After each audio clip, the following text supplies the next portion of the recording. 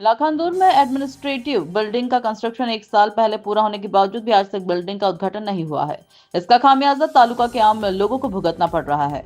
पिछले 4-5 सालों से तालुका के अंधे, दिव्यांग, विधवा और बेसहारा लोगों को अपने काम के लिए 4 से 5 किलोमीटर पैदल सफर करना पड़ता है, जिससे आम नागरिक का पैसा और समय बर्बाद होता है। भंडारा जिला परिषद के पूर्व प्रेसिडेंट वसंत राव यंचिलवार ने आरोप लगाया कि इसके लिए पूरी तरह से सरकार जिम्मेदार है। भंडारा जिला परिषद के पूर्व अध्यक्ष वसंत राव यांचिलवार ने चेतावनी दी है कि जिला कलेक्टर 7 दिनों के अंदर एडमिनिस्ट्रेटिव बिल्डिंग का उद्घाटन करें, नहीं तो लाखांदूर तालुका के सभी दलों के लोग इस एडमिनिस्ट्रेटिव बिल्डिंग के ताले तोड़कर इसका उद्घाटन करेंगे।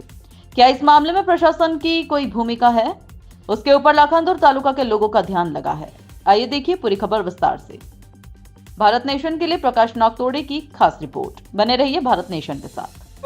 प्रशासकीय इमारतीच्या आवारामध्ये आणि 1 वर्षाच्या जास्त कालावधी लोटून गेला तरी पण या प्रशासकीय इमारतीचं लोकार्पण होऊन वापरासाठी उपयोगात येत नाही आहे। तरी या लाखांदूर नगरीतील काही मंडळी आहेत, आपण त्यांच्याकडून जाणून घेऊया की ही प्रशासकीय इमारतीचे लोकार्पण का होत नाही।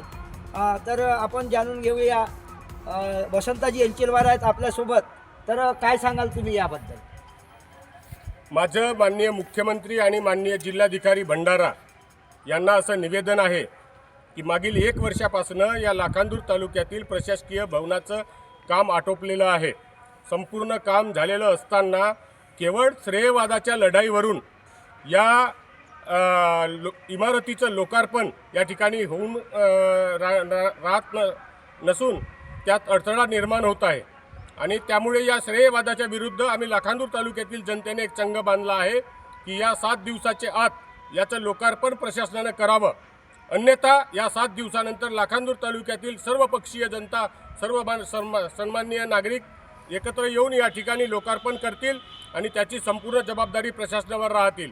त्या प्रसंगी वेळ पडल्यास आम्ही आंदोलनात्मक स्वरूपात या इमारतीचे ताले तोडून याचं लोकार्पण करण्याचा कार्यक्रम करण्यात येईल आणि त्याची संपूर्ण जबाबदारी प्रशासनावर राहील। याची नोंद माननीय महसूल विभाग, माननीय पोलीस विभाग आणि सर्व महाराष्ट्र शासनाच्या अधीनस्थ विभागांनी घ्यावी अशी याद्वारे विनंती करण्यात येत आहे।